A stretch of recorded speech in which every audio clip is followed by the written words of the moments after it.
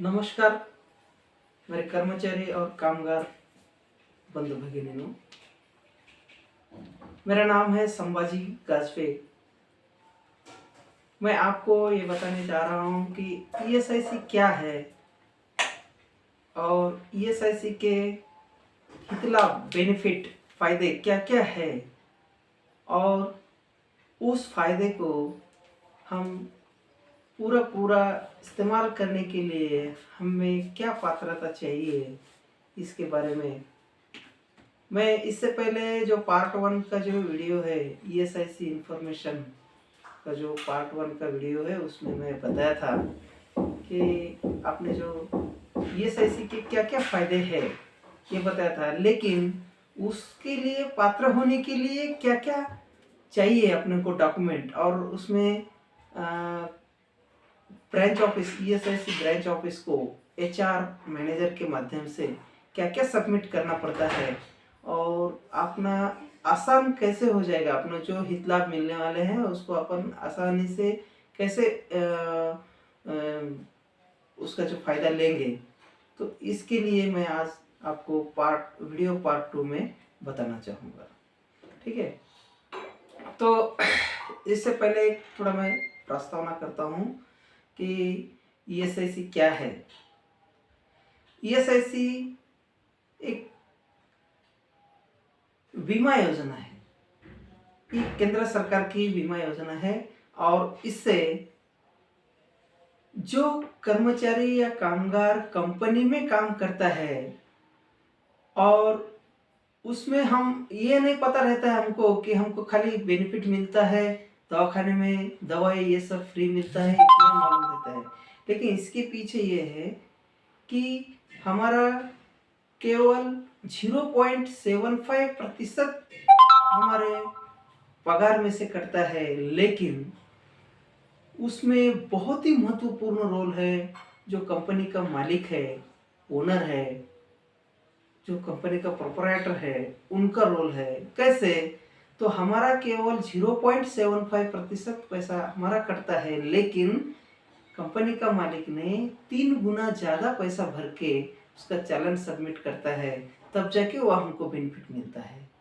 बोले तो 3 गुना ज़्यादा, बोले तो 3.25% वो एम्प्लॉयर को डालना पड़ता है। तो इसमें महत्वपूर्ण बात है ही है उनका।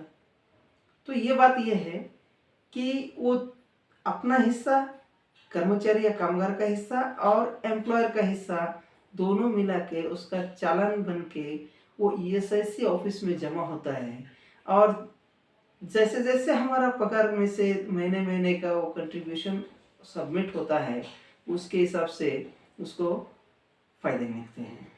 ठीक है, और ये बात यह है कि कंपनी में ज्वाइन होके पहले दिन से ही वो फायदे लेने चालू हो जाते हैं।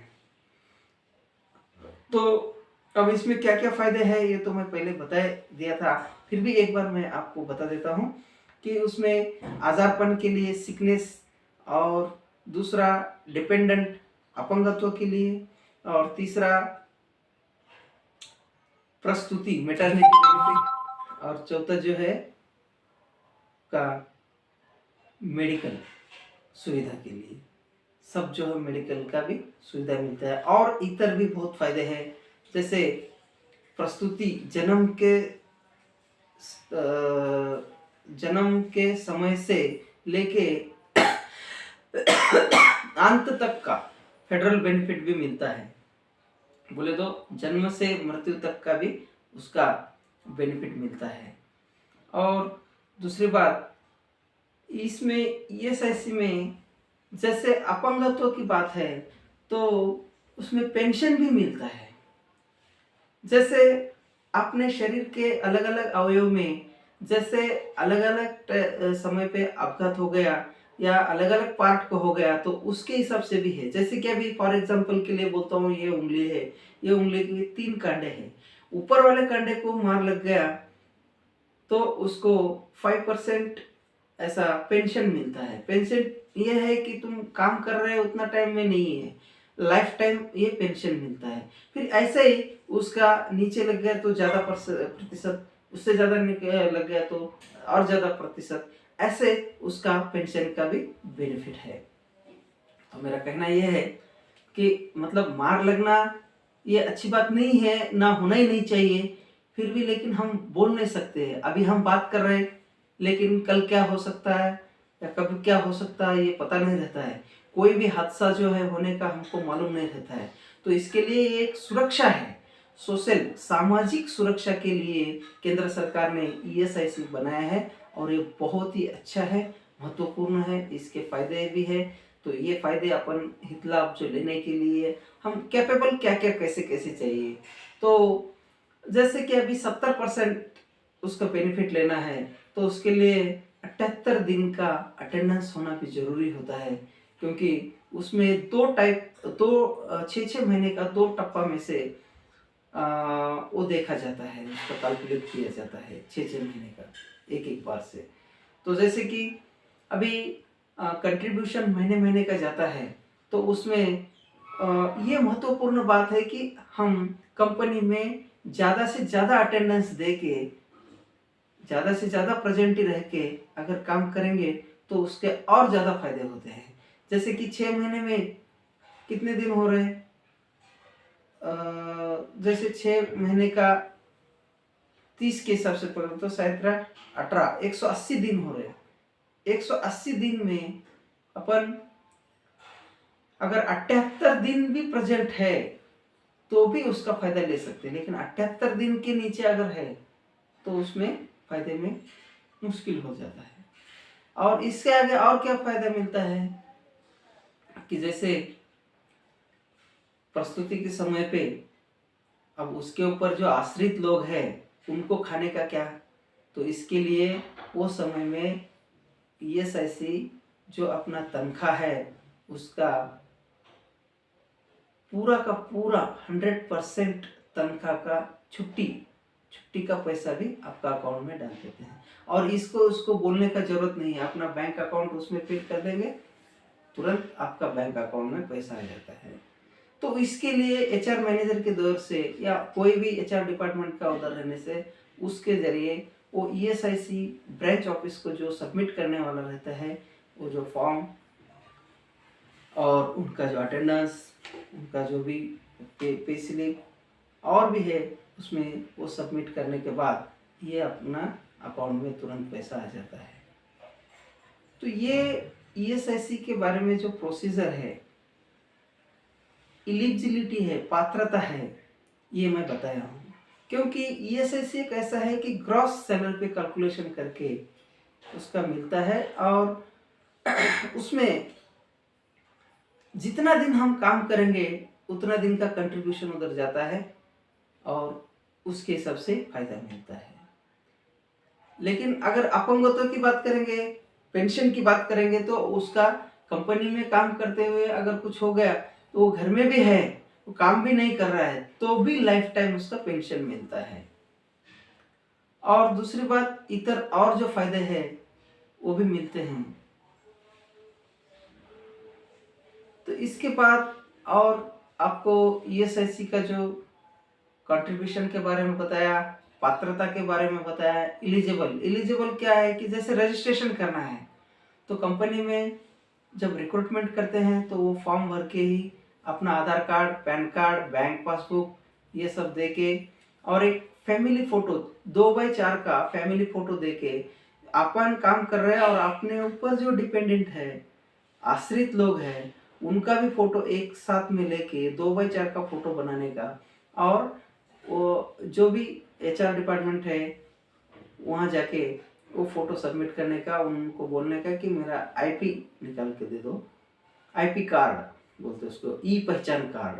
वो ई पहचान कार्ड के ऊपर वो फोटो लगा के कंपनी के जो भी ऑथराइज पर्सन है उनका सिग्नेचर लेके वो ईएसआईसी डिस्पेंसरी में वो जमा करना है। उसके साथ में 7B भी जमा करने का है। तो ये जमा करने पर वहाँ पे जब भी कुछ होता है तो तुरंत उधर जाने का 1 रुपया भी खर्चा नहीं होता है। पूरा दवाई, डॉक्टर का ट्रीटमेंट सब पूरा फ्री में होता है। और इसके अलावा हम उस समय में जब जैसे हादसा हो गया उस समय में वो डॉक्टर के सलाह के अनुसार, डॉक्टर का एडवाइस के अनुसार अपने को उसका ये भी मिलता है, छुट्टी का भी पैसा डायरेक्ट अपना अकाउंट में जमा होता है। ये सब कैसे होता है? क्योंकि अपना मोबाइल नंबर, बैंक अकाउंट, आधार और पैन कार्ड जब हम ई पहचान बनाते हैं उसी टाइम में वो सब सबमिट करना है। तो केवल ई पहचान लेके जाके डिस्पेंसरी में खाली उनका आईपी नंबर डाल दिया तो तुरंत वहाँ पे अपना डाटा जो है उनको दिखाई देता है और तुरंत उन्होंने अपने को बेनिफिट दे देते हैं। तो अभी तक का जो पहले पार्ट 1 का जो प्रस्तावना भी मैं शॉर्ट में बताया, और इसके बाद में जो पात्रता, एलिजिबिलिटी जो है पात्रता का भी मैंने डिटेल्स में बताया। और इसके अलावा और भी जो अदर्स बेनिफिट है जैसे फेडरल बेनिफिट और प्रस्तुति और मैटरनिटी का, फिर अदर जो है ये सब इसका बेनिफिट का भी मैं बताया हूँ। और आप सब लोग ज़्यादा से ज़्यादा इसका फ़ायदा ले लें। जो कंपनी में काम कर रहे हैं वो आप तुरंत उसका फ़ायदा ले लें। उसमें कंपनी के एम्प्लॉयर, मालिक का बहुत ही बड़ा योगदान है। मैं बार बार बोल रहा हूँ, क्यों बोले तो आपका केवल 75 पैसा कटता है, 100 के पीछे 75 पैसा कटता है, लेकिन उससे 3 गुना ज़्यादा मालिक को भरना पड़ता है। और ऐसे ही कॉरपोरेट और अच्छे कंपनी के मालिक है वही सुविधा ये करते हैं, क्योंकि अपने कामगार के प्रति उनके दिल में बहुत ही अच्छी भावना रहती है कि हमारे कामगार बोले तो हमारे फैमिली मेम्बर है, और उनका अच्छा से अच्छा सुविधा मिलके, बेनिफिट मिलके उनका अच्छा होना चाहिए। इसके लिए कंपनी इतना खर्चा करके, वो पैसा भर के, चालान भर के पूरा सुविधा देने के लिए रेडी रहते हैं। तो इसके लिए उनका बहुत ही शुक्रगुजार होता है मालिक लोगों का। तो ये एक्चुअली मैं भी एक एचआर मैनेजर हूँ कंपनी में, इसके लिए मुझे पूरा बॉटम से लेके टॉप तक उसका प्रोसेस मालूम है। इसके लिए मैं एक सोशल वर्क करने के लिए, समाज में को सभी को मालूम होने के लिए ये मैं वीडियो बनाया हूँ। और ये वीडियो अगर आपको अच्छा लगा तो इससे भी अच्छा और मैं पार्ट 3 में और भी इसकी डिटेल्स जानकारी है वो मैं दे दूँगा। अगर अच्छा लगा तो लाइक करिए, मेरे चैनल को सब्सक्राइब करिए। और मैं कोई पैसा नहीं मांग रहा हूँ, ये फ्री में मैं आपको सेवा कर रहा हूँ। तो इसके लिए सब्सक्राइब करिए और लाइक भी करिए। अगर अच्छा लगता है तो कमेंट करिए कैसा लगा है, इसमें क्या सुधारना करना है तो भी कमेंट करिए। मैं उसमें भी आपको मैं और चाहिए तो मैं जानकारी इसमें कमेंट में भी दे सकता हूँ। और तीसरा पार्ट अपने को और भी आगे तीसरा वीडियो डालने का है। तो इसके लिए मैं अभी इतना के लिए धन्यवाद देता हूँ। जय हिंद, जय महाराष्ट्र।